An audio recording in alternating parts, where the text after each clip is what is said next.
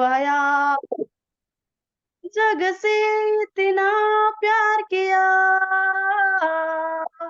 जन्नत छोड़ तू आया, सारी गौरव सानो शौकत सब कुछ छोड़ तू आया, सारी गौरव सानो शौकत सब कुछ छोड़ तू आया, थी संसार गुलामी में, मृत्यु के राह पर चली, थी संसार पापों से भरी, मृत्यु के राह पर चली, रहा ना गया दे दी जिंदगी। Hallelujah, praise the Lord. हमसे इतना प्रेम किया, खुद को कुर्बा कर दिया, जग से इतना प्यार किया,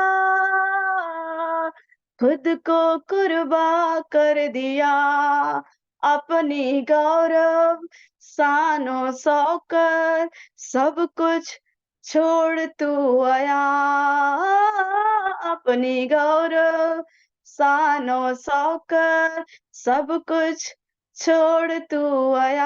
हालेलुया, प्रेज द लॉर्ड। परमेश्वर को धन्यवाद हो, धन्यवाद धन्यवाद धन्यवाद धन्यवाद। प्यारे पिता परमेश्वर, हम आपको धन्यवाद करते प्रभु। यस राजा, तो जग से हालेलुया इतना प्यार किया परमेश्वर, अपनी गौरव अपनी शान और शौकत आप हमारे लिए छोड़ कर आया प्रभु, ताकि हम जीवन पाए, बहुतायत से जीवन पाए। ग्लोरी रिखारा बारा बारा बारा बारा बारा बा। धन्यवाद परमेश्वर, हालेलुया। आप अभिषेक किया हमारे जीवन को, इसके लिए धन्यवाद प्रभु। हमारा सुनना बोलना देखना सुनना हर एक विषय में प्रभु आपके अभिषेक हो राजा। धन्यवाद पिता परमेश्वर, hallelujah. Glory glory glory glory प्रभु, धन्यवाद करते हैं। इस आराधना में आपकी हुजूरी आपके उपस्थित है प्रभु। धन्यवाद करते प्रभु। इस जूम मीटिंग को आप ब्लेस कर ब्लेस कर ब्लेस कर। इसमें जितने लोग जुड़े हैं प्रभु यीशु, हर एक को पारिवारिक जीवन में कई सारी बातें हालेलुया चल रही प्रभु, उस बातों से आप जो कि आपकी ओर से नहीं है प्रभु, उससे आप छुटकारा दीजिए right now. Jesus I bless them, hallelujah, in the mighty name of Jesus I pray, hallelujah. प्रभु धन्यवाद, जो प्रभु के दास के द्वारा जो वचन आने पर है प्रभु, उस वचन को भी आप भरपूरी से आशीष दीजिए। हम हालेलुया वो प्रभु के दास के द्वारा आप हमसे बात कीजिए परमेश्वर खुदा। हम आपका धन्यवाद करते प्रभु, इस अनुग्रह इस दया के लिए प्रभु की और एक दिन प्रभु आपका आराधना महिमा करने के लिए आपने हमारे जीवन में दिया, इसके लिए धन्यवाद प्रभु। हर एक बातों में प्रभु आपका हालेलुया चालान चाहिए परमेश्वर खुदा, आपका साथ साथ चाहिए हमारे जीवन में परमेश्वर पिता। हम आपका धन्यवाद करते प्रभु, शुरू से लेकर अंतिम आशीर्वाद तक आपकी उपस्थिति आपकी हुजूरी आपकी प्रेजेंस हम चाहते हैं परमेश्वर खुदा। हम धन्यवाद करते प्रभु। ओ तू राजाओं का राजा है, प्रभुओं का प्रभु प्रभु। सारे आदर और महिमा हम आपको देते प्रभु। प्रार्थना मसीह यीशु आपके नाम से मांगते हैं, amen amen. Praise the lord. सभी को जय मसीह की। मेरे लिए मेरे परिवार के लिए प्रार्थना कीजिएगा, विशेष मेरे हस्बैंड के लिए, कि हम चाहते हैं कि ये गुजरात में नहीं रह के दूसरा जगह हम शिफ्ट होना चाहते हैं, तो उस विषय के लिए आप सब प्रार्थना कीजिएगा, क्योंकि इधर का एजुकेशन अच्छा नहीं है, इसलिए हम चाहते हैं बच्चे के फ्यूचर के लिए कि हम दूसरा जगह, प्रभु का इच्छा प्रभु का योजना क्या है हमें नहीं मालूम, लेकिन प्रभु जानता है। इस विषय को लेकर आप अपनी पर्सनल व्यक्तिगत प्रार्थना में भी आप सब याद रखिएगा। हम मेरे हस्बैंड के लिए, मेरा बच्चा के लिए, जोशुआ के लिए और मेरे लिए आप प्रार्थना कीजिएगा। Praise the lord. सभी को जय मसीह की। धन्यवाद एक बार फिर से।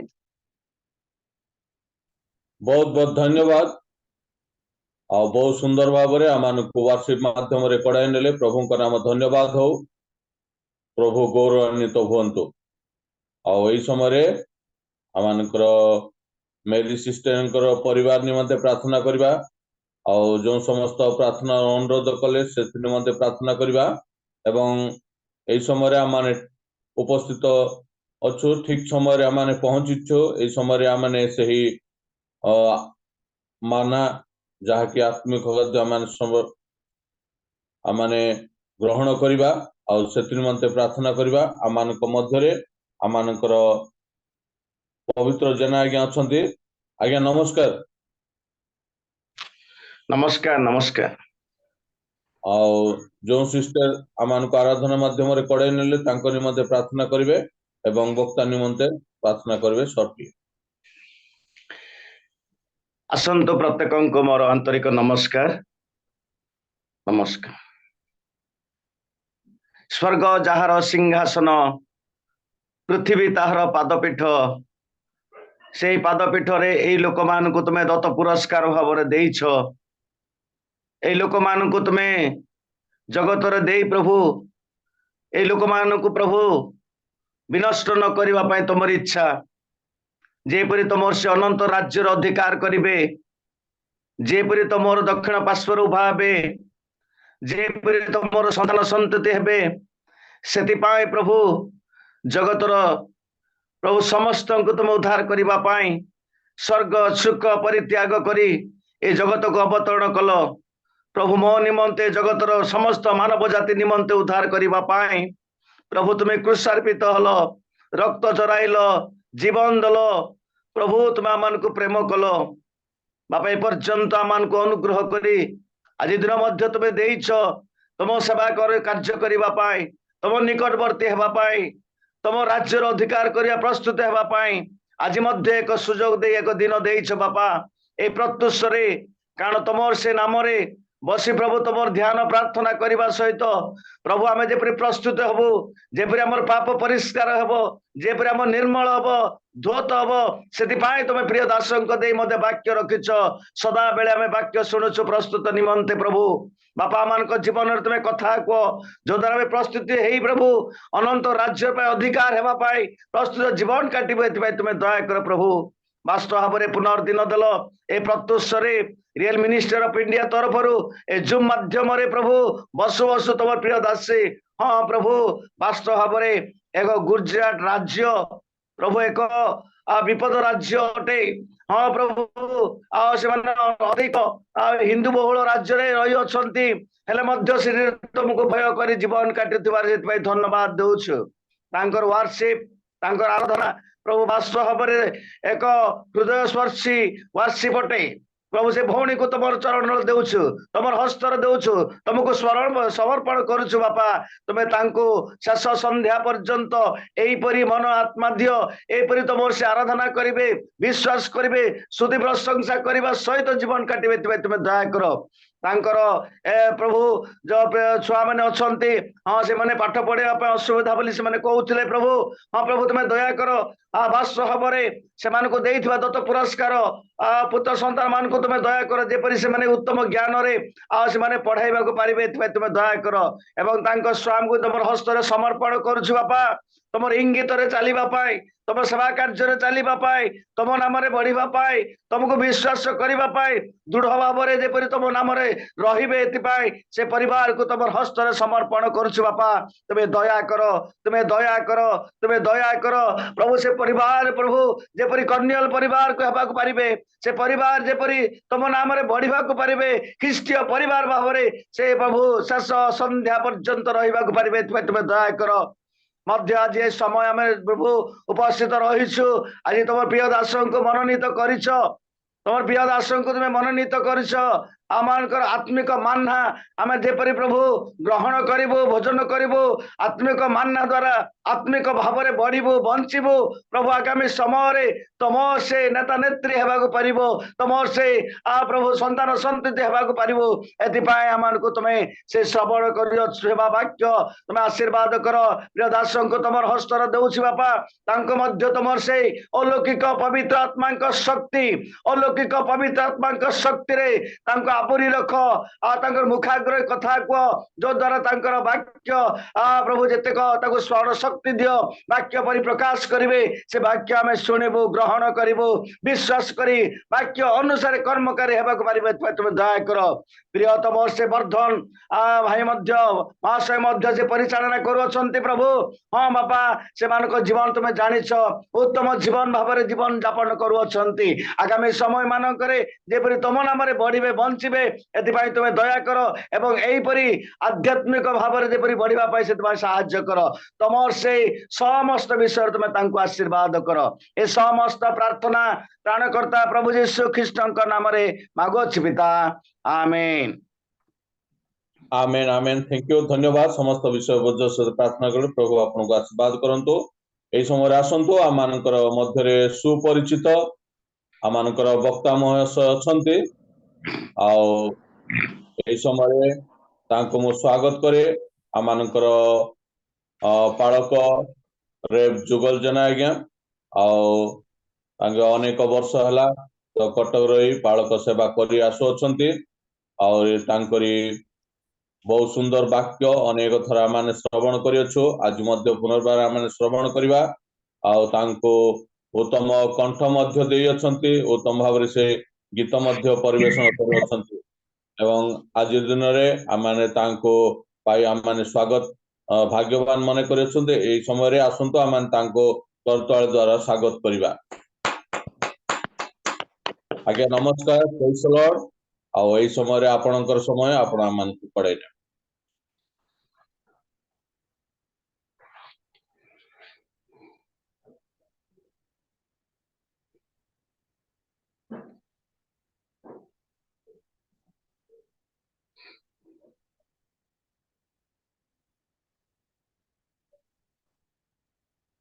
आज्ञा आवाज आसुनी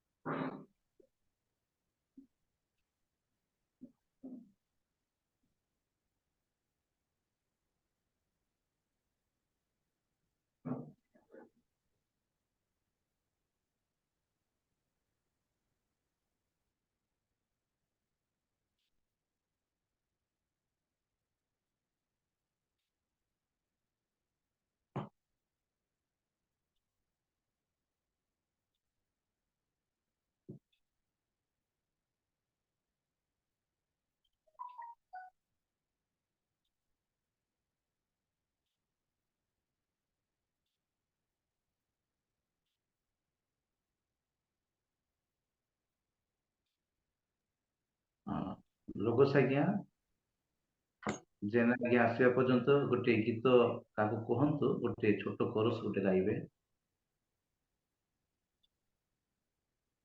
गाइबे आज्ञा praise the lord praise the Lord और आमानकर भात आज्ञा अछंती आमानको गोटे गीत गाई सुनेबे प्रेज द लॉर्ड समस्त को आउ समस्त उपस्थित प्रभु को दास दासी समस्त को मोर नमस्कार हालेलुया प्रभु को धन्यवाद हो प्रभु ये सुंदर सुजोग देले महिमा जिसु नामे महिमा स्तुति आराधना हो महिमा जिसु नामे महिमा स्तुति आराधना धन्यवाद पाओ प्रभु तुम्हें पूजा पाओ धन्यवाद पाओ प्रभु तुम्हें पूजा पाओ सारा जगतर प्रभु तुम्हें जीसु राजन मानव जातिर मुक्ति तुम्हें हे ईश्वर नंदन राजा मानकर राजा तुम्हें धर्ममय राजा मानकर राजा तुम्हें धर्ममय महिमा जिसु नामे महिमा स्तुति आराधना हो महिमा जिसु नामे महिमा स्तुति आराधना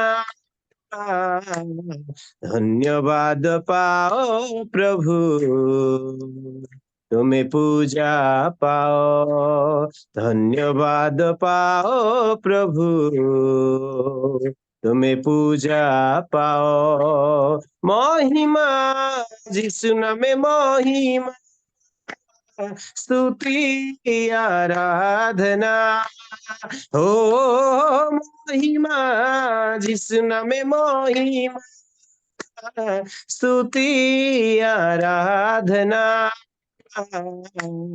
धन्यवाद पाओ प्रभु तुम्हें पूजा पाओ धन्यवाद पाओ प्रभु तुम्हें पूजा पाओ praise the lord sir sir जड़ित हेले बोधे आगो को कड़ाई नेबे thank you sir thank you बहुत उत्तम भाव रे गीत गाई आम को सुनाइले प्रभु का नाम गौरव हो सर आसले कि जगल आज्ञा ନାଇଁ ନାଇଁ ଆସିନାହାନ୍ତି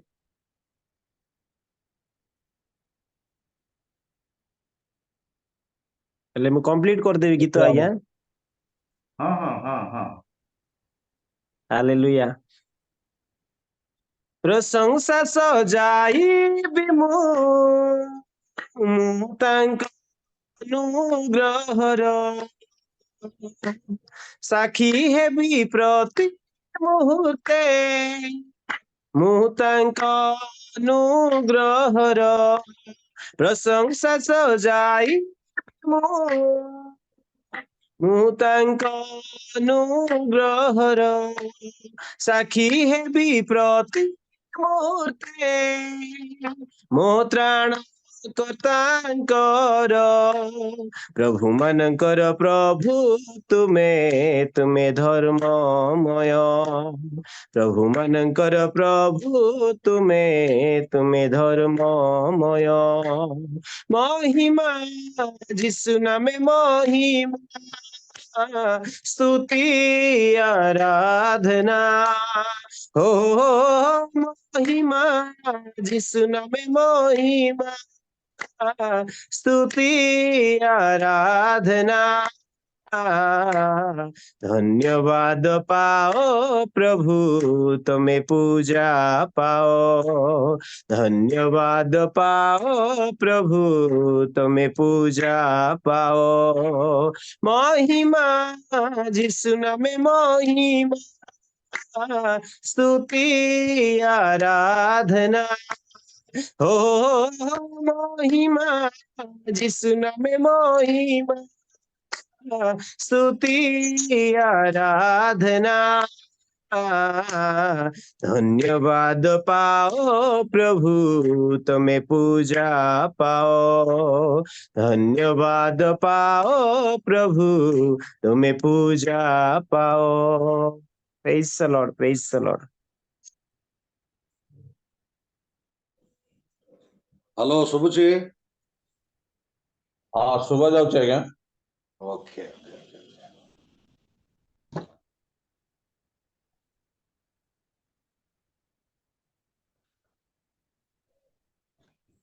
सर्वप्रथम आम मानकर त्राणकर्ता पिता परमेश्वर को मो धन्यवाद दिए एवं उपस्थित प्रत्येक प्रभुंकर दासदासी भाई भौणी मान को मोर भक्तिपूर्ण नमस्कार जनाए नमस्कार आउ विशेष मु आमानकर प्रिसाइडिंग करुवा एवेंजेलिस्ट लोगस दास वर्धन को धन्यवाद देवी अति सुंदर भाव में मत आह्वान करिसेंदी एवं आमानकर वर्शिप करुवा सिस्टर मेरिली माँ से जेतेबेले वर्शिप करुथिले मु लक्ष्य करुथिली जे जगत पछे जहा भी हो किंतु मु प्रभुंको पाई गीत गाउथिबी माने सही अंतर रे से वर्शिप करुथिले प्रभु तांको मध्य प्रचुर भाव में आशीर्वाद करंतु आज आम मध्य बहुत बड़ बड़ प्रभुंकर लोक मान अच्छा डॉक्टर एस के जेना अनेक प्रभुंकर दास मान अच्छा प्रथम तो वाक्य कहवाई से जाओ प्रार्थना करने पदे प्रभु निश्चय आम को साहाय्य करेंगे आसतु प्रार्थना करवा प्रेममय आमर स्वर्गस्थ पिता तुम आश्चर्य महत नामर धन्यवाद करुछु प्रशंसा गौरव करुछु तुम नामर स्तुतिवाद करुछु प्रिय प्रभु आज प्रातः काल आज प्रातः काल तुम चरण तल को आम को आसपा सुंदर सुजोग देल बोली मु तुम धन्यवाद करुअछि प्रिय प्रभु तुम दासदासी माने गीत माध्यम तुम सेवाराधना करिछंदी वर्तमान प्रिय प्रभु आमे तुमर जीवंत वाक्य श्रवण करू तुम्हें आम कथा कह तुम्हें वक्ता अट आमे श्रोता मात्र जेपरी तुमर जीवंत वाक्य प्रकाश करी अनेकों प्रभु आमे तुम गौरव पाई व्यवहृत करूँ अनुग्रह कर प्रिय प्रभु तुम्हें आम समस्त प्रार्थना शुणिल धन्यवाद दे जीशुंकर नाम प्रार्थना करी पिता आमेन। आसंतु आम आज प्रसंग निमंते जो अंशटी पाठ करवा आपण मैंने पाइबे उपदेशक पुस्तक तार 11 पर्व 1 रु आमे तार 6 पद पर्यंत पाठ करवा। उपदेशक पुस्तक 11 पर्व 1 रु 6 पद पर्यंत पाठ करवा। देखंतु लेखा अछि तुम्भे जल उपरे आपणा भक्ष्य पकाओ कारण अनेक दिन उतारे ताहा पाइब 7 जन को बरंच 8 जन को अंश वितरण कर कारण पृथ्वी रे की विपद घटिब ताहा तुम्भे जान नाही। मेघमाल वृष्टि रे पूर्ण हेले पृथ्वी रे ताहा ढाली दियंती पुणी वृक्ष जेबे दक्षिण की उत्तर दिगरे पड़े तेबे जो स्थान रे पड़े से स्थान रे रहिब। जो लोक पवन को अनाए से बुणीब नाही जो लोक मेघ को अनाए से काटिब नाही। तुम्भे जेपरी वायुर गति अबा गर्भवतीर उदर रे अस्थिर की रूप बढ़े ताहा जान नाही सेहीपरि सर्वसाधक परमेश्वरଙ୍କ कर्म ही जान नाही। तुम्भे प्रभात रे बीजगुण व संध्या बेले आपणा हस्त बंद कर नाही कारण एहा अबा ताहा सिद्ध हब अबा उभय समान उत्तम हब एहा तुम्भे जान नाही। प्रभु पठित अंश रे श्रवण रे विशेष मान को आशीर्वाद करंतु। ज्ञानी सोलोमन 3टी पुस्तक लिखिचंदी हितोपदेश उपदेशक परम गीत आउ तांकर लेखा गुड़िक अति गभीर आउ से जो उद्देश्य रे से लेखंदी ताहा बुझिबा अतीब कष्टकर तथापि आसंदु परमेश्वर आजिर वाक्य द्वारा मानकु कथा कहंतु। आजिर वाक्य रे सोलोमन जहा कहउचंदी आम मानक पक्षरे ताहा करिबा अति कष्टकर विषय तथापि उत्साहित हबा जहा किछि परमेश्वर मानकु करिया पई शक्ति दियंती से तद अनुसार माने करिया पई चेष्टा करिबा। तबे सोलोमनंकर आजिर वाक्य द्वारा कहिबार उद्देश्य होछि जे धन प्रति आमानकर एटीट्यूड की परि धन संपत्ति प्रति आमानकर व्यवहार की परि ताहा से आज आमान को प्रकाश करिया पे से कौन करंती चाहती। प्रिय मोर बंधुगण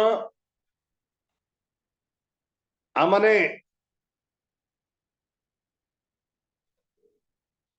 धन प्रति अधिक आसक्त की ना धन प्रति अधिक मन देउ की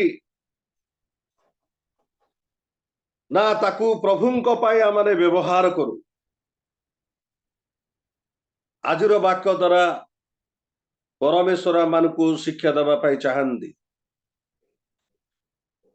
ज्ञानी सोलोमन लेखंदी धन पक्षी परी उड़ी जाए धन पक्षी परी उड़ी जाए धन कहा पाखरे रहे नहीं। प्रिय मोर बंधुगण आमर धन विशेष करी 3टी जगह माने ताकू कौन करू व्यवहार करू। एक मेडिकल रे द्वितीय रे थाना रे तृतीय रे वकील मानक पाखरे जगतर लोक मानकर धन से 3टी जगह रे उड़ी जाए। किंतु मोर प्रिय बंधुगण जड़े जिहुदी राबी तांको पुस्तक रे लेखंदी धन को पक्षी परी उड़ी जावाकू दियो ଯଦି ସେ ଉଡ଼ିଯିବ ପୁନର୍ବାର ପକ୍ଷୀ ପରି ପଞ୍ଜରାକୁ ସେ କଣ କରିବ ଆସିବ। ମାନେ ଯୋଉ ସ୍ଥାନରେ ପକ୍ଷୀ ଥାଏ ସେଇ ସ୍ଥାନକୁ ପୁନର୍ବାର ସେ କଣ କରିବ ଉଡ଼ିକି ଆସିବ। ଅର୍ଥାତ୍ ଆଜିର ବାକ୍ୟ ଦ୍ୱାରା ଜ୍ଞାନୀ ସୋଲୋମନଙ୍କର କହିବା ଭାବ ହଉଛି ତାହା। ସେ ବିଷୟରେ ମୁଁ ନିଶ୍ଚୟ ଆପଣମାନଙ୍କୁ କହିବି, କିନ୍ତୁ ଗୋଟିଏ ପଦ ଆମେ ଦେଖିବା ପ୍ରଭୁ ଯୀଶୁ ଖ୍ରୀଷ୍ଟ କହୁଛନ୍ତି ମାଥ୍ୟୁ 6 ପର୍ବର 24 ପଦରେ, ଟିକେ ପଢି ଦିଅନ୍ତୁ କେହି ଜଣେ ମାଥ୍ୟୁ 6:24।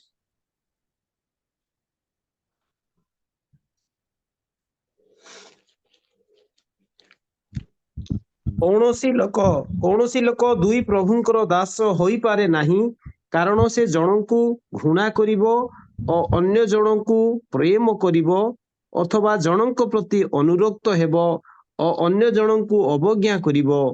ତୁମେମାନେ ଈଶ୍ୱର ଓ ଧନ ଉଭୟର ଦାସ ହୋଇପାର ନାହିଁ। ଏଇ ଜାଗାରେ ଆମେ ଦେଖୁଛୁ କୌଣସି ଲୋକ ଦୁଇ ପ୍ରଭୁଙ୍କର ଦାସ ହୋଇପାରେ ନାହିଁ, କାରଣ ସେ ଜଣକୁ ଘୃଣା କରିବ, ଅନ୍ୟ ଜଣକୁ ପ୍ରେମ କରିବ, ଅଥବା ଜଣକ ପ୍ରତି ଅନୁରକ୍ତ ହବ ଓ ଅନ୍ୟ ଜଣକୁ ଅବଜ୍ଞା କରିବ। ତୁମେମାନେ ଈଶ୍ୱର ଓ ଧନ ଉଭୟର ଦାସ ହୋଇପାର ନାହିଁ। ପ୍ରିୟ ମୋର ବନ୍ଧୁଗଣ, ଜଣେ ବ୍ୟକ୍ତି ଈଶ୍ୱର ଓ ଧନ ଉଭୟର ଦାସ ହୋଇପାରିବ ନାହିଁ। ନୂତନ ନିୟମରେ ଧନକୁ ମେମନ ବୋଲି କୁହାଯାଏ। ମେମନ କହିଲେ ମାନେ ସେଇ କାଳରେ ତାକୁ ଏକ ଦେବତା ସ୍ୱରୂପ ଲୋକମାନେ କଣ କରୁଥିଲେ, ପୂଜା କରୁଥିଲେ। ଆଉ ସେଇ ମେମନ ବା ଧନ ଲୋକମାନଙ୍କୁ ଏପରି ଆସକ୍ତ କରୁଥିଲେ ଯେ ସେଥିପ୍ରତି ଲୋକମାନେ ଆସକ୍ତ ହେଇଯାଉଥିଲେ ଏବଂ ତାଙ୍କୁ ଈଶ୍ୱର ପରି ସେମାନେ କଣ କରୁଥିଲେ, ମାନେ ପୂଜା କରୁଥିଲେ ଧନକୁ। ତେଣୁ ତୁମେ ଧନ ଓ ଈଶ୍ୱର ଉଭୟଙ୍କର ଦାସ ହେଇ ନପାର। ତେବେ ପ୍ରିୟ ମୋର ବନ୍ଧୁଗଣ, ଧନ ପ୍ରତି ଏମାନଙ୍କର କିପରି ଆଟିଚ୍ୟୁଡ, ସେ ବିଷୟରେ ଜ୍ଞାନୀ ସୋଲୋମନ ଆଜି ଆମମାନଙ୍କୁ କଣ କରନ୍ତି କହନ୍ତି। ଏବଂ ଯେତେବେଳେ ଆମମାନଙ୍କ ପାଖରେ ଧନ ଅଛି ଆଉ ସେତେବେଳେ କଣ କରିବାକୁ ହବ ତାହା ଜ୍ଞାନୀ ସୋଲୋମନ ଆଜିର ବାକ୍ୟ ଦ୍ୱାରା ସେ ପ୍ରକାଶ କରୁଛନ୍ତି। ତେବେ ଆସନ୍ତୁ ଆମମାନେ ପଢିବା ଉପଦେଶକ 11 ପର୍ବର 1 ପଦରେ ଲେଖା ଅଛି, ତୁମ୍ଭେ ଜଳ ଉପରେ ଆପଣା ଭକ୍ଷ ପକାଅ, କାରଣ ଅନେକ ଦିନ ଉତ୍ତାରେ ତାହା ପାଇବ। ସୋଲୋମନ ଏ ଜାଗାରେ କହନ୍ତି ଯେ ତୁମର ରୋଟିକୁ ନେଇ ତୁମେ ନଦୀରେ ତାହା କଣ କରିଦିଅ, ପକେଇ ଦିଅ। ଅନେକ ଦିନ ପରେ ତାହା ତୁମେ କଣ କରିବ, ପାଇବ। ତୁମ ରୋଟିକୁ, ତୁମର ଖାଦ୍ୟକୁ ନେଇକି ନଦୀ ଉପରେ ପକାଇ ଦିଅ, ଅନେକ ଦିନ ପରେ ତାହା ପାଇବ। ପ୍ରିୟ ମୋର ବନ୍ଧୁଗଣ, ସୋଲୋମନଙ୍କର କହିବାର ଉଦ୍ଦେଶ୍ୟ ହଉଛି ଏହା ହଉଛି ଏକ ଗୁପ୍ତ ଦାନ। ଗୁପ୍ତ ଭାବରେ ପରମେଶ୍ୱରଙ୍କୁ ଦାନ ଦେବା ଏବଂ ଦରିଦ୍ର ମାନଙ୍କୁ ଦାନ ଦେବା ବିଷୟ ଏହା ପ୍ରକାଶ କରେ। କେମିତି ନା ଆପଣଙ୍କର ରୋଟିକୁ ନେଇ ଯେତେବେଳେ ନଦୀରେ ଆପଣ ପକେଇବେ, ସେତେବେଳେ ରୋଟିଟି ଭାସିକି ଯାଇକି ଯେତେବେଳେ କୂଳରେ ଲାଗିବ, ଯଦି କୌଣସି ଗରିବ ଲୋକ ଆପଣଙ୍କ ରୋଟିକୁ ପ୍ରାପ୍ତ ହେବ, ସେ ଲୋକଟି ଜାଣିବନି ଯେ କିଏ ରୋଟିଟି ପକେଇଛି, ରୋଟିଟି କିଏ ପକେଇଛି, ଖାଦ୍ୟଟି କିଏ ମାନେ ନଦୀରେ ପକେଇଛି, ସେ ଜାଣିବନି। ତେଣୁ ସୋଲୋମନଙ୍କର କହିବାର ଉଦ୍ଦେଶ୍ୟ, ତୁମେ ଯେତେବେଳେ ଚାରିଟେବୁଲ କରିବ, କି ଦରିଦ୍ର ମାନଙ୍କୁ ଦାନ କରିବ, କି ସାହାଯ୍ୟ କରିବ, ତାହା ଏକ ଗୁପ୍ତ ଦାନ ପରି ହେବା ଦରକାର। ଯେମିତି କି ଯୀଶୁ କହିଲେ, ତୁମର ଦକ୍ଷିଣ ହସ୍ତ ଯେତେବେଳେ ଦାନ କରେ ତୁମର ବାମ ହସ୍ତ ନ ଜାଣ। ପ୍ରିୟ ମୋର ବନ୍ଧୁଗଣ, ଯେତେବେଳେ ଆମେ ପରମେଶ୍ୱରଙ୍କ ପାଇଁ କିଛି କାର୍ଯ୍ୟ କରିବା, ପରମେଶ୍ୱରଙ୍କ ପାଇଁ ଯଦି ହସ୍ତ ବଢେଇବା, ନେଉଟିକି ତାହା ଆମ ଉପରକୁ ଆସିବ। ସେଥିପାଇଁ ଏ ପଦରେ ସେ କହୁଛନ୍ତି, ତୁମେ ଜଳ ଉପରେ ଆପଣା ଭକ୍ଷ ପକାଅ, କାରଣ ଅନେକ ଦିନ ଉତ୍ତାରେ ତାହା ପାଇବ। ଯଦି ଆମେ କିଛି କାର୍ଯ୍ୟ କରିଥିବା ପ୍ରଭୁଙ୍କ ପାଇଁ, ଅନେକ ଦିନ ପରେ ତାହା ମାନଙ୍କର ଜୀବନରେ ଆମେ ପ୍ରାପ୍ତ ହେଇପାରିବା। ଏହା ଜ୍ଞାନୀ ସୋଲୋମନ କଣ କରୁଛନ୍ତି କହୁଛନ୍ତି। ତେବେ ଜିହୁଦୀ ରାବି ଆକିବା ତାଙ୍କର ଗୋଟିଏ ପୁସ୍ତକରେ ସେ ଲେଖୁଛନ୍ତି ଯେ ଯେତେବେଳେ ସେ ମେଡିଟେରିଆନ ସି ବା ସମୁଦ୍ରରେ ଜାହାଜରେ ଯିବା ପାଇଁ ଯେତେବେଳେ ସେ ବାହାରିଲେ, ତା ଆଗରୁ ଗୋଟେ ଜାହାଜ ଗଲା। ସେ ଜାହାଜରେ ତାଙ୍କର ଆତ୍ମୀୟ ଜଣେ ଯୁବକ ବସିଥିଲେ। ଆଉ ସେ ଜାହାଜ ଯାଉ ଯାଉ ସମୁଦ୍ରରେ ସେ ଜାହାଜଟି ବୁଡି ଯିବାକୁ ଲାଗିଲା, ମାନେ ଗୋଟେ ଆକ୍ସିଡେଣ୍ଟ ହେଇଗଲା। ହେଲା ପରେ ଏ ଜିହୁଦୀ ରାବି ଆକିବା ସେ ଭୟ କଲେ ଜାହାଜରେ ଯିବା ପାଇଁ। କିନ୍ତୁ ଯେତେବେଳେ ସେ ଯାଉଛନ୍ତି ଜାହାଜରେ, ସେ ତାଙ୍କର ଆତ୍ମୀୟ ଯୁବକ ସହିତ ସେ ସାକ୍ଷାତ କଲେ। ସାକ୍ଷାତ କଲା ପରେ ତାଙ୍କୁ ପଚାରିଲେ, ଜାହାଜ ତ ଯୋଉଟା ଯାଉଥିଲା ସେଟା ମଝିରେ ଆକ୍ସିଡେଣ୍ଟ ହେଲା, ବୁଡିଗଲା, କେମିତି ତୁମେ ବଞ୍ଚିଲ? ନାଇଁ, ଯେତେବେଳେ ସେଟା ବୁଡି ଯିବାକୁ ଲାଗିଲା ଆଉ ଗୋଟେ ଜାହାଜରେ ମୁଁ ଚଢି ପଡିଲି, ମୁଁ ବଞ୍ଚିଗଲି। କେମିତି ବଞ୍ଚିଲ? ସେ ଗୋଟେ କଥା କହିଲେ, ମୁଁ ଜାହାଜରେ ଯେତେବେଳେ ଯାଉଥିଲି ସେତେବେଳେ ଜଣେ ଦରିଦ୍ର ଲୋକ ମତେ ଖାଦ୍ୟ ମାଗିଲେ। ମୁଁ ଖାଦ୍ୟ ତାଙ୍କୁ ଯେତେବେଳେ ଦେଲି, ସେ ଗୋଟେ କଥା ମତେ କହିଲେ, ଆଜ୍ଞା, ଯୋଉ ଖାଦ୍ୟ ଦ୍ୱାରା ମତେ ଆଜି ଆପଣ ରକ୍ଷା କରିଛନ୍ତି, ଆଶୀର୍ବାଦ କରିଛନ୍ତି, ପ୍ରଭୁ ଆପଣଙ୍କ ଆଶୀର୍ବାଦ କରନ୍ତୁ, ରକ୍ଷା କରନ୍ତୁ, ଏ କଥା ସେ ମତେ କହିଲେ। ଜାହାଜ ସିନା ବୁଡିଗଲା, କିନ୍ତୁ ମୁଁ ରକ୍ଷା ପାଇଗଲି, ଯେହେତୁ ସେଇ ଦରିଦ୍ର ଲୋକ ମତେ ଆଶୀର୍ବାଦ କରିଥିଲେ ଯେ ମତେ ତୁମେ ଖାଦ୍ୟ ଦେଇଥିବାରୁ ଯୋଉ ଆଶୀର୍ବାଦ କଲ, ମତେ ରକ୍ଷା କଲ, ମୋର ପ୍ରାଣକୁ ବଞ୍ଚେଇଲ ଆଉ ଭୋକରୁ, ଆଉ ସେଥିପାଇଁ ତୁମକୁ ପ୍ରଭୁ ଆଶୀର୍ବାଦ କରନ୍ତୁ ବୋଲି ମତେ କହିଥିଲେ। ତାଙ୍କର ଆଶୀର୍ବାଦ ମୋ ଉପରେ ବର୍ତ୍ତିଲା ଆଉ ମୁଁ ବଞ୍ଚିଗଲି। ପ୍ରିୟ ମୋର ବନ୍ଧୁଗଣ, ମୋର କହିବାର ଉଦ୍ଦେଶ୍ୟ, ପରମେଶ୍ୱରଙ୍କ ପାଇଁ ଯଦି ଆମେ କିଛି କରିବା, ପ୍ରଭୁ ଆମମାନଙ୍କର ଜୀବନରେ ନେଉଟି ତାଙ୍କର ଆଶୀର୍ବାଦକୁ ସ୍ଥାନ କରନ୍ତି। ମୁଁ ଆପଣମାନଙ୍କୁ ଦ୍ୱିତୀୟ ଉଦାହରଣ ଦେବି। ମଉସାଙ୍କର ଶ୍ୱଶୁର ଜିତ୍ରୋ ଯେତେବେଳେ ମଉସା ସେ ଅଞ୍ଚଳକୁ ଯାଉଛନ୍ତି, ଜିତ୍ରୋର ଝିଅମାନେ ମଉସାଙ୍କର ପରିଚୟ ପାଇ ତାଙ୍କ ବାପାଙ୍କୁ କହିଲେ। ବାପାଙ୍କୁ କହିଲା ପରେ ମଉସାଙ୍କୁ ଡକାଗଲା, ତାଙ୍କ ପରିବାରରେ ତାଙ୍କୁ ଆତିଥ୍ୟ କରାଗଲା, ତାଙ୍କ ପରିବାରରେ ତାଙ୍କୁ ରଖାଗଲା। ତେବେ ଏପରି ସମୟ ଆସିଲା, ମଉସା ତାଙ୍କର ଗୋଟେ ଝିଅକୁ ବିବାହ କଲା। ଏବଂ ବାଇବେଲରେ ଯଦି ଆପଣ ଦେଖିବେ, ଇସ୍ରାଏଲ ମାନଙ୍କ ମଧ୍ୟରେ ମଉସାଙ୍କର ଶ୍ୱଶୁରଙ୍କ ପରିବାରକୁ ସ୍ଥାନ ଦିଆଗଲା, ଇସ୍ରାଏଲ ପରିବାର ମଧ୍ୟରେ। ଏବଂ ସେମାନେ କଣ କଲେ? ଆଶୀର୍ବାଦ ପ୍ରାପ୍ତ ହେଲେ। ପରମେଶ୍ୱରଙ୍କ ପାଇଁ ଯଦି ଆପଣ କିଛି କରିବେ, ନେଉଟିକି ପରମେଶ୍ୱରଙ୍କର ଆଶୀର୍ବାଦ ଆପଣଙ୍କର ଜୀବନରେ ଆପଣ ପ୍ରାପ୍ତ ହେବେ। ତେଣୁ ଏଇ ଜାଗାରେ ଆମେ ଦେଖୁଛୁ, ତୁମ୍ଭେ ଜଳ ଉପରେ ଆପଣ ଭକ୍ଷ ପକାଅ, କାରଣ ଅନେକ ଦିନ ଉତ୍ତାରେ ତାହା ପାଇବ। ପ୍ରିୟ ମୋର ବନ୍ଧୁଗଣ, ଦରିଦ୍ର, ଦିନହୀନ, ଦୁଃଖୀ କିମ୍ବା ପରମେଶ୍ୱରଙ୍କ ପାଇଁ, ପରମେଶ୍ୱରଙ୍କର ସେବା ଉପାସନାରେ ଯଦି ଆମେ କିଛି ଦାନ ଦଉ, ପ୍ରଭୁ ନେଉଟାଇ ଆମମାନଙ୍କୁ ଦେବା ପାଇଁ ସେ କଣ କରନ୍ତି? ଚାହାନ୍ତି। ସେଥିପାଇଁ ଆଇବ ଗୋଟେ ସୁନ୍ଦର କଥା ସେ ଲେଖନ୍ତି। ଆଇବ ପୁସ୍ତକ 31 ପର୍ବର 16-17 ପଦ ଟିକେ ପଢିବା। ଆଇବଙ୍କର ପ୍ରତିକ୍ରିୟା କଣ ଦେଖନ୍ତୁ ଆପଣ। ଆଇବ 31ର 16-17 ପଦ। ଯେବେ ମୁଁ ଦରିଦ୍ର ମାନଙ୍କୁ ଓ ସେମାନଙ୍କ ବାଞ୍ଛିତ ବିଷୟରୁ ଅଟକାଇ ଥାଏ, ଅବା ବିଧବାର ଦୃଷ୍ଟି ମ୍ଳାନ କରିଥାଏ, ଅଥବା ଆପଣାର ଖାଦ୍ୟ ଏକା ଖାଇଥାଏ ଓ ପିତୃହୀନ ତୈରୁ ଖାଇ ନଥାଏ।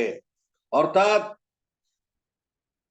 ଆଇବ ତାଙ୍କର କହିବାର ଉଦ୍ଦେଶ୍ୟ ଯେ ଆଇବଙ୍କର ଜୀବନରେ ତାଙ୍କର ଖାଦ୍ୟକୁ ସେ ଏକା ଖାଇ ନଥିଲେ। ପିତୃହୀନ, ବିଧବା, ଦରିଦ୍ର ମାନଙ୍କ ପ୍ରତି ସେ ମୁକ୍ତ ହସ୍ତାଇ ଥିଲେ। ମୋର ପ୍ରିୟ ବନ୍ଧୁଗଣ, ଆଉ ସେଥିପାଇଁ ଶେଷ କାଳରେ ଆଇବଙ୍କର ଜୀବନରେ 2 ଗୁଣ ଆଶୀର୍ବାଦ ଲାଭ କରିବା କଥା ଆମମାନେ କଣ କରିପାରୁଛୁ? ଦେଖିପାରୁଛୁ। ପ୍ରଭୁଙ୍କ ପାଇଁ ଯଦି ଆମମାନଙ୍କର ହସ୍ତକୁ ମୁକ୍ତ କରିବା ତେବେ ପ୍ରଭୁ ଆମମାନଙ୍କୁ ନେଉଟାଇ ତାଙ୍କର ଆଶୀର୍ବାଦ ସେ ପ୍ରଦାନ କରିବେ। ସେଥିପାଇଁ ଲୁକ 6 ପର୍ବର 38 ପଦରେ ଗୋଟେ କଥା ଲେଖା ଅଛି, ଟିକେ ପଢନ୍ତୁ। ଲୁକ 6 ପର୍ବର 38 ପଦ, କେହି ଜଣେ ପଢନ୍ତୁ।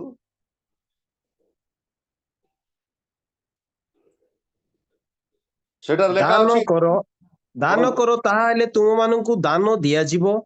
ଲୋକେ ମାଣକୁ ପୂରା କରି ତାହାକୁ ଚାପି ହଲାଇ ଉଛଳାଇ ତୁମମାନଙ୍କ ଅଣ୍ଟିରେ ଦେବେ, କାରଣ ଯେଉଁ ମାପରେ ମାପ କର ସେହି ମାପରେ ତୁମମାନଙ୍କୁ ପୁଣି ମପାଇ ଦିଆଯିବ। ପ୍ରଭୁ ଯୀଶୁ ଖ୍ରୀଷ୍ଟ ଏ ସ୍ଥାନରେ ସେ କହୁଛନ୍ତି ଦାନ କର ତାହେଲେ ତୁମମାନଙ୍କୁ ଦାନ ଦିଆଯିବ। ପ୍ରିୟ ମୋର ବନ୍ଧୁଗଣ, ଆମମାନଙ୍କର ହସ୍ତ ଯଦି ମୁକ୍ତ କରି ଆମମାନେ ଦାନ କରିବା ତେବେ ପରମେଶ୍ୱର ନିଶ୍ଚୟ ଆମମାନଙ୍କୁ କଣ କରିବେ? ଦାନ କରିବେ। ପ୍ରଭୁଙ୍କର ବାକ୍ୟ ଏହା ପ୍ରକାଶ କରେ। ଆଉ ଆମମାନେ ଜଗତରେ ଯେଉଁମାନେ ମୁକ୍ତ ହସ୍ତ ହେଇଛନ୍ତି ସେମାନଙ୍କର କେବେ ମଧ୍ୟ ଅଭାବ ହିଁ ନାହିଁ। ମୋର ପ୍ରିୟ ବନ୍ଧୁଗଣ, ଆଉ ଏକ ସୁନ୍ଦର ପଦ ଆପଣ ମାନଙ୍କ ନିକଟରେ ରଖିବା ପାଇଁ ଚାହିଁବି। ନିହିମିଆ ପୁସ୍ତକ 8 ପର୍ବର 10 ପଦ ଟିକେ ପଢିବା। ନିହିମିଆ 8 ପର୍ବର 10 ପଦ ଟିକେ ପଢିବା। ସେଇଠି ବି ଅତି ସୁନ୍ଦର ପଦ ଗୋଟେ ଆମେ ଦେଖିବା।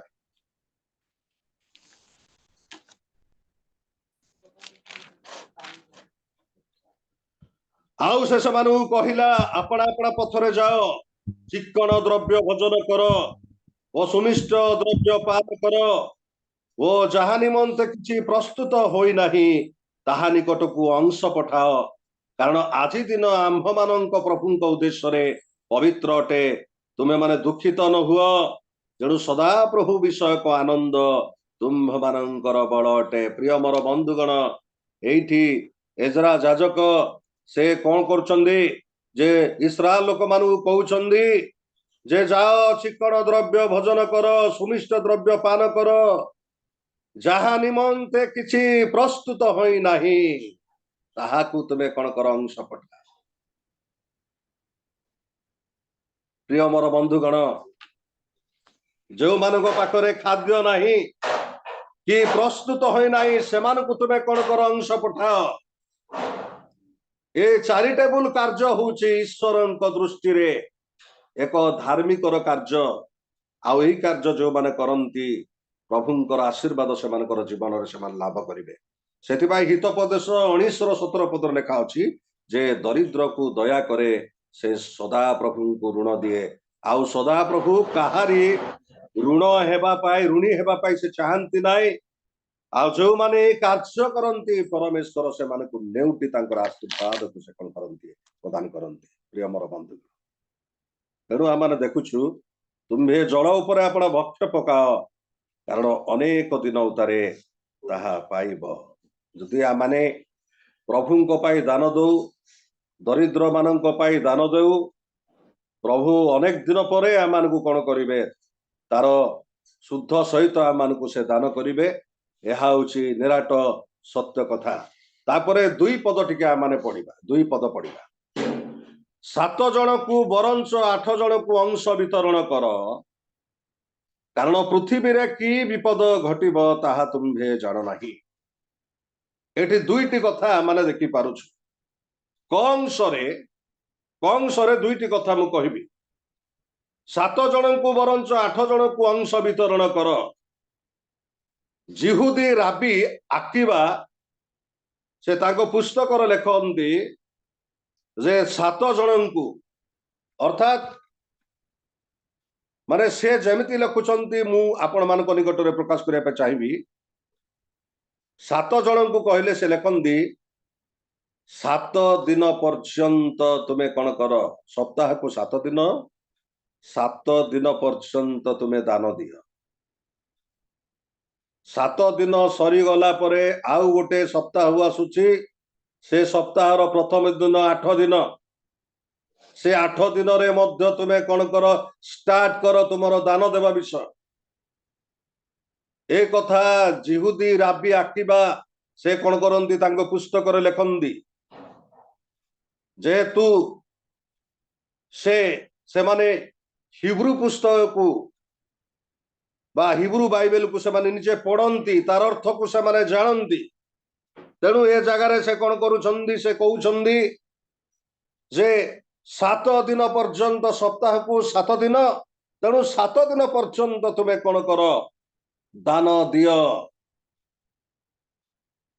तुम्हें प्रभु पाई दान दिय किबा कौन सी दुखी दिन दरिद्र मान को तुम्हें दान कर एवं 7 दिन सरीगला परे अष्टम दिन अर्थात आउ एक सप्ताह प्रथम दिवस रु तुम्हें कौन कर स्टार्ट कर ए प्रकार भाव से कौन करती लिखती एवं द्वितीय अर्थ कथा मु कहबी तुम्हें 7 जन को 7टी व्यक्ति को तुम्हें दान कर कि 8 जन को मध्य दान कर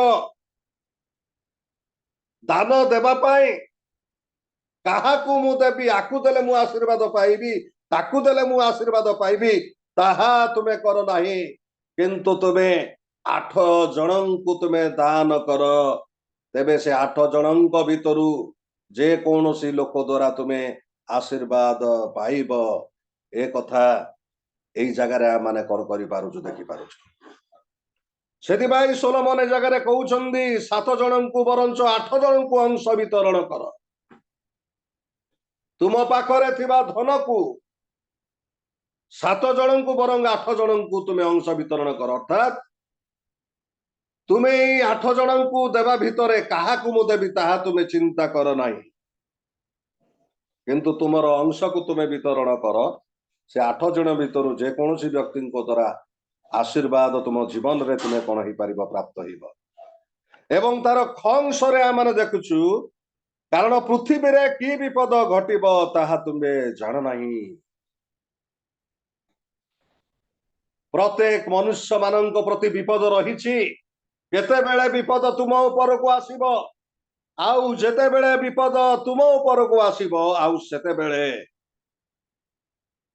तुम्हें जो चैरिटेबल करिथिबो तुम्हें जो लोक मान को दान करिथिबो ताहा परमेश्वर देखंदी आउ तुमर विपद समय रे से माने तुमको कौन करिवे साहाय्य करिवे एई कथा प्रभु यीशु ख्रीष्ट मध्य लोकलिखित सुसमाचार 16 पर्व रे से कौन करंती प्रकाश करंती जे तुम्हें अधर्म धन रे विश्वस्त जेते बेले हेबो ए अधर्म धन जदि अन्य मान को तुम्हें दान करिवो ता सरीगला परे तुमर सरीगला परे तुमको नित्य स्थायी बासस्थान रे कौन कर जीव स्थान दिया जीव बोली लेखा अछि प्रिय मोर बंधुगण प्रत्येक मनुष्य जीवन रे विपद रहिछि अनेक समय आमर धन थिबो धन चली गला परे आमे कंगाल ही जाइताउ किंतु सही समय रे परमेश्वर निश्चय मान को साहाय्य करिवे ज्ञानी सोलोमन ए जगह रे से कथा कौन करंती लेखा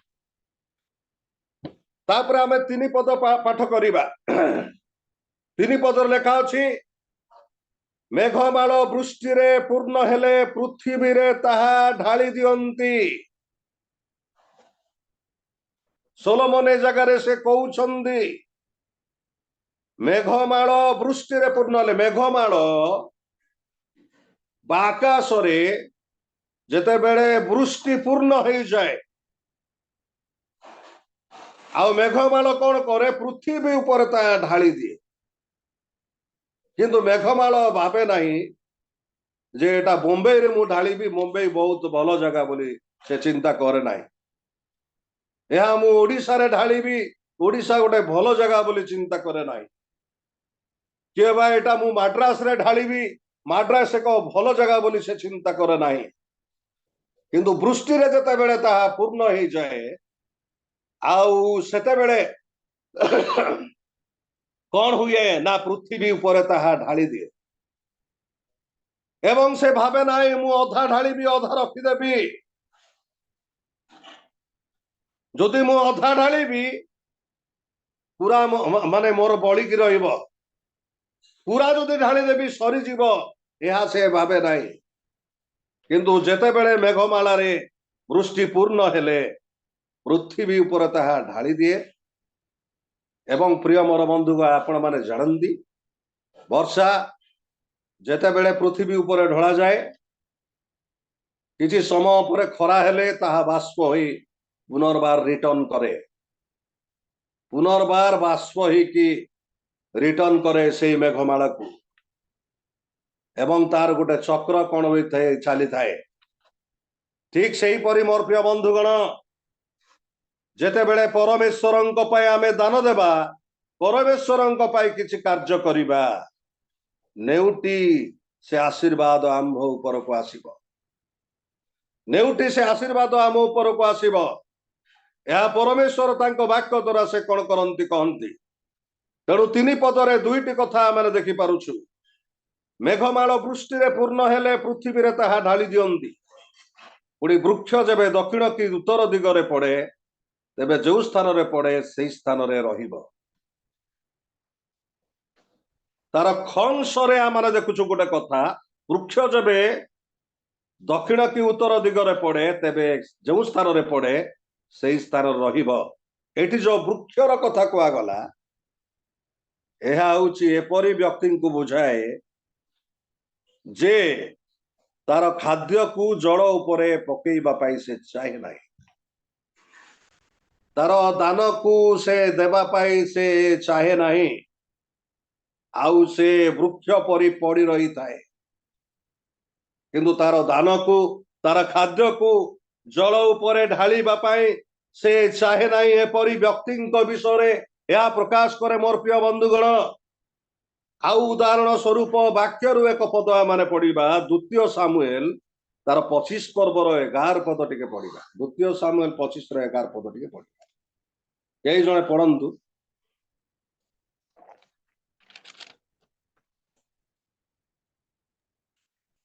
2 ସାମୁଏଲ 25 ର 11 ନାହିଁ। 25 ନାହିଁ ସାର୍। ପ୍ରଥମ ସାମୁଏଲ।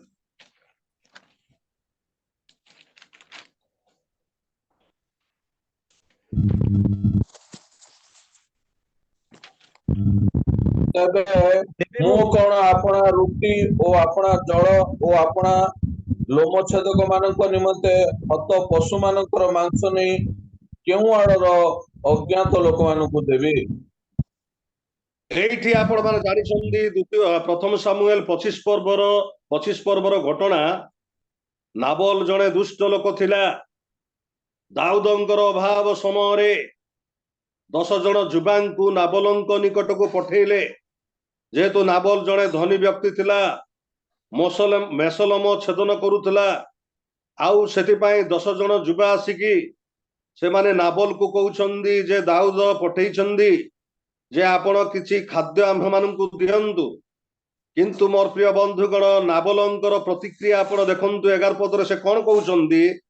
ତେବେ ମୁଁ କଣ ଆପଣା ରୋଟି ଓ ଆପଣା ଜଳ ଆପଣା ଲୋମଛେଦକ ମାନଙ୍କ ନିମନ୍ତେ ହତ ପଶୁ ମାନଙ୍କ ମାଂସ ନେଇ କେଉଁ ଆଡର ଅଜ୍ଞାତ ଲୋକମାନଙ୍କୁ ଦେବି? ଅନେକ ଲୋକ ଅଛନ୍ତି ଜଳ ଉପରେ ସେମାନଙ୍କର ଭକ୍ଷ ପକେଇବା ପାଇଁ ଚାହାନ୍ତି ନାହିଁ, କିମ୍ବା ସେମାନଙ୍କର ଦାନ ଦକ୍ଷିଣା ଅନ୍ୟ ଲୋକମାନଙ୍କୁ ଦେବା ପାଇଁ ଚାହାନ୍ତି ନାହିଁ। ସେମାନେ ହଉଛନ୍ତି ସେଇ ପଡିଥିବା ବୃକ୍ଷ ସଦୃଶ ମୋର ପ୍ରିୟ ବନ୍ଧୁଗଣ। ଆଉ ଉଦାହରଣ ସ୍ୱରୂପ ଆମେ ନାବଲଙ୍କ ବିଷୟରେ କଣ କରିପାରୁଛୁ ଦେଖିପାରୁଛୁ। ସେ କହୁଛନ୍ତି ଯେ କେଉଁ ଆଡର ଅଜ୍ଞାତ ଲୋକମାନଙ୍କୁ ମୁଁ କଣ ମୋର ମାଂସ ଆଉ ରୁଟି ଦେବି? କିନ୍ତୁ ଏମିତି ସମୟ ଆସିଲା, ଦାଉଦ ତାଙ୍କୁ ବଦ୍ଧ କରିବା ପାଇଁ ଯେତେବେଳେ ସେ ଆସୁଛନ୍ତି, ଏ ଖବର ଯେତେବେଳେ ଶୁଣିଲା, ତାଙ୍କର ହୃଦୟ ପଥର ପରି ହେଇଗଲା ଏବଂ କିଛି ଦିନ ପରେ ସେ ମରିଗଲା। ମୋର ପ୍ରିୟ ବନ୍ଧୁ, ଆମେ ଯଦି ଏହା ପ୍ରଭୁ ଯୀଶୁ ଖ୍ରୀଷ୍ଟଙ୍କ ବିଷୟରେ ମଧ୍ୟ ଯଦି ଚିନ୍ତା କରିବା, ଯଦି ଆମମାନଙ୍କର ହସ୍ତ ମୁକ୍ତ ହିଁ ନାହିଁ, ଆମେ ପରମେଶ୍ୱରଙ୍କ ପାଇଁ ଆମର ଧନକୁ ବ୍ୟବହାର କରୁନାହୁଁ, ଆମମାନଙ୍କର ଜୀବନରେ ବି ପ୍ରଭୁଙ୍କର ଅଭିଶାପ ନିଶ୍ଚୟ ଆସିବ। ଏହା ସୁନିଶ୍ଚିତ ମୋର ପ୍ରିୟ ଭାଇ ଭଉଣୀ ମାନେ। ତେବେ ଯୋଉମାନେ ତାଙ୍କର ଅର୍ଥକୁ ପ୍ରଭୁଙ୍କ ପାଇଁ ବ୍ୟବହାର କରନ୍ତି ନାହିଁ, ସେମାନେ ଏଇ ବୃକ୍ଷ ପରି, ଯୋଉ ବୃକ୍ଷ କି ଆମେ ଦେଖିଲୁ, ବୃକ୍ଷ ଯେବେ ଦକ୍ଷିଣ କି ଉତ୍ତର ଦିଗରେ ପଡେ, ତେବେ ଯୋଉ ସ୍ଥାନରେ ପଡେ ସେଇ ସ୍ଥାନ ରହିବ। ଅର୍ଥାତ୍ ଦାନ ଦଉନଥିବା ବ୍ୟକ୍ତି ମାନେ ଏଇ ବୃକ୍ଷ ପରି। ତାପରେ ଆସନ୍ତୁ ଆମେ 4ର୍ଥ ପଦ ପଢିବା। ଯୋଉ ଲୋକ ପବନକୁ ଅନାଏ ସେ ବୁଣିବ ନାହିଁ, ଓ ଯୋଉ ଲୋକ ମେଘକୁ ଅନାଏ ସେ କାଟିବ ନାହିଁ।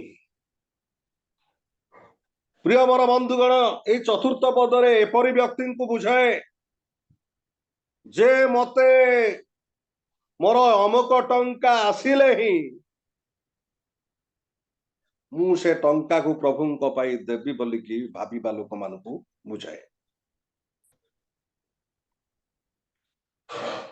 घरे थिबा टंका कहीं देवी मो पाखरे तो एति अच्छी मुझे कहीं देवी अमुक जगार मत जो आसबार अच्छी से टंका आसिले ही मु देवी बोली के जो माने चिंता करती से विषय चारि पदरे आम मैंने कौन कर देखी पार्छु। जो लोक पवन को अनाए से बुणीब नहीं, जो लोक मेघ को अनाए से काटब नहीं। पवन को अनेवा लोक माने डरबे से माने तेणु एपरी लोक माने अच्छी जो माने से जो मोर टंका मिलबार अच्छी मिले एका मु कौन करी दान करी आउ से प्रकार लोक माने से माने दान दे पारिबे नहीं मोर प्रिय बंधुगण। किंतु प्रेरित पाउल गोटे कथा कहउचंदी आपण देखंतु द्वितीय करंतिय पुस्तक 9 पर्वर 6 रु 10 पद पर्यंत माने पाठ करी। द्वितीय करंतिय पुस्तक 9 पर्वर 6 रु 10 पद पर्यंत पाठ करी। एटा लेखा अछि किंतु यह सत्य जे अल्प बुणे से मध्य अल्प काटिबो आउ जे प्रचुर बुणे से मध्य प्रचुर काटिबो।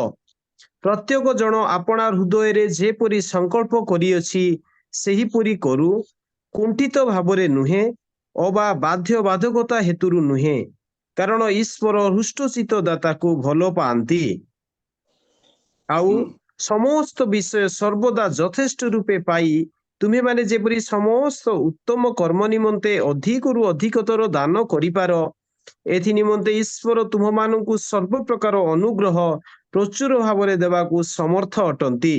जेपरि लेखा अछि से मुक्त हस्तरे वितरण करिअछि, से दरिद्र मानकु दान देइअछि, ताहार धार्मिकता चिरकाल स्थायी। 10 पद आउ जे बीज बपनकारी को बीज और भोजन निमंते आहार जगांती से बुणीबा निमंते तुम मानकु बीज जगाइबे और ताहा बढ़ाइबे, पुणी तुम मानक धार्मिकतार फल वृद्धि करिबे। हाँ यही जगह मैंने देखुछु प्रिय मोर बंधुगण आज जो वाक्यटी मु कहूची ताहा मानकु टिके भल लागु नथिबो। काहे कि भल लागु नथिबो माने देवा विषय तो देवा विषय काहा को भी भल लागेनी, नेबा विषय समस्त को भल लगे, मते मते तो बहुत भल लगे। माने आमे प्राय नेबाटा बहुत शिखिछु, आमको पूरा टिके लुचेई के दियंती हाथ रे एमती टिके लुचेई के धरांती आमको आ सेटा बहुत खुशी लगे। हाँ तेणु देवा विषय जते बेले प्रचार हुए काहाकू सेटा टिके भल लगे नाही, तेबे प्रेरित पाउल से दान करिबा विषय को नहीं एक नेचर सहित से कौन कर तुलना कर। अर्थात 6 पदर आम देखु किंतु यह सत्य जे अल्प बुणे से मध्य अल्प काटिब आउ जे प्रचुर बुणे से मध्य प्रचुर काटिब। जे अल्प दिए से अल्प काटिब, जे प्रचुर बुणे से प्रचुर काटिब। प्रिय मोर बंधुगण मोर निजर साक्ष्य मु आपण मानकु कहिबी, कहिदबा पई मु चाहे मोर दुर्बलता बहुत माने अभाव देकी मु आसीछि। जतिकि मु पैसा पाइबी 15 दिन ही तार खाद्य हब आ 15 दिन हबनी, बड़ कष्ट रे आमे चलिबु। किंतु जदि कोनोसी प्रभुंक लोक माने आसिले मु कहिबी मते जानिबे से माने मु से मानकु केते दउतली जानिछन्ती दान 10 टंका दउतली। माने गोटे परिस्थिति थिला मु 10 टंका गोटे बाहर करिबी एवं कहिबी आज्ञा बाटरे टिके चाहा पी दियन, किंतु 7 दिन पर्यंत गोटे मिराकल मो जीवन रे हेछि। मु प्रथम रे 10 टंका देली माने बाजार को बाहरिले ता घर को से गले सना के दान दबो बोली कि भाबिबे आपण। मु से लोक पचार को 10 टंका देइथिबी, बाजार को बाहरले बाजार रे के जणे मिसी जीवो मते 100 टंका गोटे दो। एमती प्राय 7 दिन कंटिन्यू मो जीवन रे घटिला। प्रिय मोर बंधुगण जदि आमे किछि प्रभु को पाई दबा, ପ୍ରଭୁ ଆମମାନଙ୍କର ଜୀବନରେ ଆଶୀର୍ବାଦ ଆଣିଦେବେ। ତାପରେ ଯେତେବେଳେ ଟିକେ ସୁବିଧା ହେବା ଆଡକୁ ଯାଉଛି ସେତେବେଳେ ପଇସା ପ୍ରତି ଲୋଭ ହଉଛି, ଧନ ପ୍ରତି ଲୋଭ ହଉଛି। ପ୍ରିୟ ମୋର ବନ୍ଧୁଗଣ, ଏଇଠି ଆମେ ଦେଖୁଛୁ ପ୍ରେରିତ ପାଉଲ କହୁଛନ୍ତି କିନ୍ତୁ ଏହା ସତ୍ୟ ଯେ ଅଳ୍ପ ବୁଣେ ସେ ମଧ୍ୟ ଅଳ୍ପ କାଟିବ, ଆଉ ଯେ ପ୍ରଚୁର ବୁଣେ ସେ ମଧ୍ୟ ପ୍ରଚୁର କାଟିବ। ପ୍ରତ୍ୟେକ ଜଣ ଆପଣା ହୃଦୟରେ ଯେପରି ସଂକଳ୍ପ କରିଅଛ ସେହିପରି କରୁ, କୁଣ୍ଠିତ ଭାବରେ ନୁହେଁ ଅବା ବାଧ୍ୟବାଧକତା ହେତୁରୁ ନୁହେଁ, କାରଣ ଈଶ୍ୱର ହୃଷ୍ଟଚିତ ଦାତାଙ୍କୁ ଭଲ ପାଆନ୍ତି। ପ୍ରିୟ ମୋର ବନ୍ଧୁଗଣ, ଜ୍ଞାନୀ ସୋଲୋମନ ଏପରି ବ୍ୟକ୍ତିଙ୍କ ବିଷୟରେ ସେ ସ୍ଥାନରେ ଲେଖନ୍ତି, ଯେଉଁ ଲୋକ ପବନକୁ ଅନାଏ ସେ ବୁଣିବ ନାହିଁ ଓ ଯେଉଁ ଲୋକ ମେଘକୁ ଅନାଏ ସେ କାଟିବ ନାହିଁ। ଯେଉଁମାନେ ଏଇ ଟଙ୍କା ମିଳିଲେ ହିଁ ମୁଁ ଦାନ କରିବି ବୋଲି ଭାବିବା ଲୋକମାନେ ସେମାନେ ଦାନ ଦେଇ ପାରିବେ ନାହିଁ। କିନ୍ତୁ ଯଦି ଆମମାନେ ଏଇ ଧନକୁ ବୁଣିବା, ଯେମିତିକି ନେଚର ମାନେ ଧାନକୁ ବୁଣିଲେ ଗୋଟିଏ ଧାନ ଯଦି ମାଟିରେ ପଡ଼ିଲେ ଅଧିକ ଫଳ ଫଳେ, ସେହିପରି ଯଦି ଆମମାନେ ଆମମାନଙ୍କର ଧନକୁ ପ୍ରଭୁଙ୍କ ପାଇଁ ବ୍ୟବହାର କରିବା ତେବେ ତାହା ନିଶ୍ଚୟ ପ୍ରଚୁର ହବ। ଆଉ ସେଥିପାଇଁ ଜ୍ଞାନୀ ସୋଲୋମନ 5 ପଦରେ କହନ୍ତି, ତୁମ୍ଭେ ଯେପରି ବାୟୁର ଗତି ଅବା ଗର୍ଭବତୀର ଉଦରରେ ଅସ୍ଥି କି ରୂପ ବଢେ ତାହା ଜାଣ ନାହିଁ, ସେପରି ସର୍ବସାଧକ ପରମେଶ୍ୱର କର୍ମ ହିଁ ଜାଣ ନାହିଁ। ପ୍ରିୟ ମୋର ବନ୍ଧୁଗଣ, ଆମେ ବାୟୁର ଗତି ଆମେ ଜାଣିନଥାଉ, କେଉଁ ଦିଗରୁ ଆସିଲା କେଉଁ ଦିଗକୁ ଯାଏ, ଏବଂ ଗର୍ଭବତୀର ଉଦରରେ ଅସ୍ଥି କି ରୂପେ ବଢେ ତାହା ମଧ୍ୟ ଆମେ ଜାଣିନଥାଉ, ଆଉ ପରମେଶ୍ୱରଙ୍କର କର୍ମ ମଧ୍ୟ ଆମେ ଜାଣିନଥାଉ। କି ପ୍ରକାର ଭାବରେ ସେ ଆଶୀର୍ବାଦ କରନ୍ତି। ତେଣୁ ଆଉ ଗୋଟେ ପଦ ପଢି ମୁଁ ସମାପ୍ତ କରିବା ପାଇଁ ଚାହିଁବି। 6 ପଦ ଟିକେ ପାଠ କରିବା। ତୁମ୍ଭେ ପ୍ରଭାତରେ ବୀଜ ବୁଣ ଓ ସନ୍ଧ୍ୟା ବେଳେ ଆପଣା ହସ୍ତ ବନ୍ଦ କର ନାହିଁ, କାରଣ ଏହା ଅବା ତାହା ସିଦ୍ଧ ହବ, ଅବା ଉଭୟ ସମାନ ଉତ୍ତମ ହବ, ଏହା ତୁମ୍ଭେ ଜାଣ ନାହିଁ। 6 ପଦରେ ଗୋଟେ କଥା ଅଛି, ସେଇ ବିଷୟକୁ ଚିନ୍ତା କରି ଆମେ ସମାପ୍ତ କରିବା। ଲେଖା ଅଛି, ତୁମ୍ଭେ ପ୍ରଭାତରେ ବୀଜ ବୁଣ ଓ ସନ୍ଧ୍ୟା ବେଳେ ଆପଣା ହସ୍ତ ବନ୍ଦ କର ନାହିଁ। ପ୍ରଭାତ କହିଲେ ଯୁବକ ସମୟରେ ମଧ୍ୟ ତୁମେ କଣ କର? ଦାନ ଦିଅ। ଯୁବକ ସମୟରେ ମଧ୍ୟ ତୁମେ ଦାନ ଦିଅ। ସନ୍ଧ୍ୟା ବେଳେ କହିଲେ ବୃଦ୍ଧ ବେଳେ ମଧ୍ୟ ଦାନ ଦେବାଟା ତୁମେ ବନ୍ଦ କର ନାହିଁ। ଯୁବକ ବେଳେ ଦାନ ଦିଅ ଏବଂ ବୃଦ୍ଧ ସମୟରେ ମଧ୍ୟ ତୁମେ କଣ କର ନାହିଁ? ବନ୍ଦ କର ନାହିଁ। ଜ୍ଞାନୀ ସୋଲୋମନ ଏ କଥା କଣ କରୁଛନ୍ତି? କହୁଛନ୍ତି ଅର୍ଥାତ୍ ସାରା ଜୀବନ ତୁମର ଧନକୁ ପ୍ରଭୁଙ୍କ ପାଇଁ, ଦରିଦ୍ର ଲୋକମାନଙ୍କ ପାଇଁ, ଦିନହୀନ ଲୋକମାନଙ୍କ ପାଇଁ, ଚାରିଟେବୁଲ କାର୍ଯ୍ୟରେ ତୁମେ ଯେତେବେଳେ ବ୍ୟବହାର କରିବ ପ୍ରଭୁ ତୁମକୁ ଆଶୀର୍ବାଦ କରିବେ। ଏ କଥା ଜ୍ଞାନୀ ସୋଲୋମନ ସେ କଣ କରୁଛନ୍ତି? ଏ ଜାଗାରେ ସେ କହୁଛନ୍ତି। ତେଣୁ ସେ କହୁଛନ୍ତି ତୁମେ ଜଳ ଉପରେ ଆପଣା ଭକ୍ଷ ପକାଅ, କାରଣ ଅନେକ ଦିନ ଉତ୍ତାରେ ତୁମେ ପାଇବ। ପ୍ରଭୁଙ୍କ ପାଇଁ ଯେତେବେଳେ ଆମମାନଙ୍କର ଧନ ସମ୍ପତ୍ତିକୁ ଆମେ ବ୍ୟବହାର କରିବା, ଅନେକ ଦିନ ପରେ ପରମେଶ୍ୱର ଆମମାନଙ୍କୁ କଣ କରିବେ? ଦାନ କରିବେ। ପ୍ରଭୁ ଆଜିର ଏଇ ସଂକ୍ଷିପ୍ତ ବାକ୍ୟରେ ଆମମାନଙ୍କୁ ପ୍ରଚୁର ଆଶୀର୍ବାଦ କରନ୍ତୁ। ଆମେନ। ପଦେ ପ୍ରାର୍ଥନା କରିବା। ପ୍ରେମମୟ ପ୍ରିୟ ପ୍ରଭୁ, ତୁମର ଧନ୍ୟବାଦ କରୁଛୁ, ତୁମ ବାକ୍ୟ ଦ୍ୱାରା ଆମମାନଙ୍କୁ ତୁମେ କଥା କହିଛ। ତୁମ ବାକ୍ୟ ଅନୁସାରେ ପ୍ରଭୁ ଆମମାନେ ପ୍ରତ୍ୟେକ ଜୀବନ ଯାପନ କରିବୁ। ତୁମେ ଅନୁଗ୍ରହ କର। ଉପସ୍ଥିତ ପ୍ରତ୍ୟେକ ବ୍ୟକ୍ତି ବିଶେଷଙ୍କୁ ଆଶୀର୍ବାଦ କର। ଯୀଶୁଙ୍କ ନାମରେ ପ୍ରାର୍ଥନା କଲି ପିତ, ଆମେନ। ନମସ୍କାର। ନମସ୍କାର ସାର୍, ବହୁତ ବହୁତ ଧନ୍ୟବାଦ। ବହୁତ ସୁନ୍ଦର ବାକ୍ୟ ଆଜି ପ୍ରଦାନ କରିଅଛନ୍ତି। ଏହି ସମୟରେ ଆସନ୍ତୁ ଆମେ ଉଚ୍ଚ କର ତଳରେ ପ୍ରଭୁଙ୍କ ଏକ୍ସିଲେଣ୍ଟ। ଆଜି ଦିନ ଉପଯୁକ୍ତ ବାକ୍ୟ ପ୍ରଦାନ କରିଅଛନ୍ତି, ଯାହାକି ଧନ ସମ୍ପତ୍ତି ପ୍ରତି ଆମମାନଙ୍କର ବ୍ୟବହାର କିପରି। ଆମମାନଙ୍କର ଅନେକ ଧନ ଥାଏ, ସମ୍ପତ୍ତି ଥାଏ, ଆମମାନେ କିପରି ବ୍ୟବହାର କରୁଛୁ। ଆଉ ସେ ଗୋଟେ ବିଷୟ ପଢିଲେ, ପବନକୁ ଅପେକ୍ଷା କରିଥାଉ। ଆମମାନଙ୍କର ପାଖରେ ଟଙ୍କା ସୁନା ଥିଲେ ମଧ୍ୟ ଆମମାନେ ବାହାରୁ ଆସିଲେ ଆମମାନେ ଅନ୍ୟମାନଙ୍କୁ ଦେବା, ଏହିପରି ମନ ଆମମାନଙ୍କର ଥାଏ।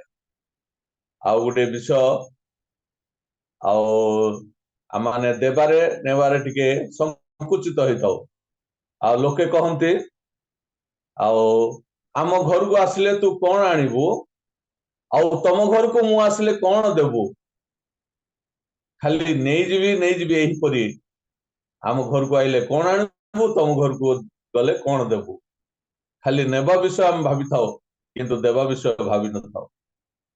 ବହୁତ ସୁନ୍ଦର ବାକ୍ୟ ଆଜି ଆମମାନଙ୍କୁ ପ୍ରଦାନ କରିଅଛନ୍ତି, ଯାହାକି ଧନ ସମ୍ପତ୍ତି ପ୍ରତି ଆମମାନଙ୍କର ବ୍ୟବହାର କିପରି। ଆମମାନଙ୍କର ଯଦି ଧନ ସମ୍ପତ୍ତି ରହିଅଛି, ଆମମାନେ ତାହାକୁ ଉତ୍ତମ ରୂପେ ଆମମାନେ ବ୍ୟବହାର କରିବା।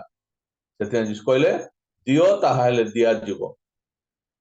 ଆମମାନେ ଅନ୍ୟମାନଙ୍କୁ ମଧ୍ୟ ଆମମାନେ ଦାନ କରିବା ଆବଶ୍ୟକ ରହିଛି, ତାହେଲେ ଆମମାନେ ଦାନ ପ୍ରାପ୍ତ ହବା। ଅନେକ ଲୋକଙ୍କର ଅନେକ ସାକ୍ଷ୍ୟ ଅଛି ଦାନ ବିଷୟରେ। ଆଉ ପ୍ରଭୁଙ୍କର ଦାସ ମଧ୍ୟ ତାଙ୍କରି ସାକ୍ଷ୍ୟ କହୁଥିଲେ, ସେ ଅନ୍ୟମାନଙ୍କୁ 10 ଟଙ୍କା ଦେଲେ ସେ 100 ଟଙ୍କା ପାଉଥିଲେ। ପ୍ରଭୁ ଏହିପରି ତାଙ୍କ ଦେଶକୁ ବ୍ୟବହାର କରୁଅଛନ୍ତି। ପ୍ରଭୁଙ୍କ ନାମ ଧନ୍ୟବାଦ ହଉ। ଏହି ବାକ୍ୟ ଯେପରି ଆମମାନଙ୍କ ହୃଦୟରେ 100 ଗୁଣ ଫଳବତୀ ହବ, ଉତ୍ତମ ଭୂମିରେ ପଡିବ, ସେଥି ନିମନ୍ତେ ଆମେ ପ୍ରାର୍ଥନା କରିବା। ପ୍ରଭୁଙ୍କର ଦାସଙ୍କ ନିମନ୍ତେ ମଧ୍ୟ ପ୍ରାର୍ଥନା କରିବା। ଆଉ ଏହି ସମୟରେ ଆମମାନେ ଅନେକ ପ୍ରାର୍ଥନାର ବିଷୟ ରହିଅଛି। ଆମମାନଙ୍କ ମଧ୍ୟରେ ମଶା ପାଣି ଆଜ୍ଞା ଅଛନ୍ତି।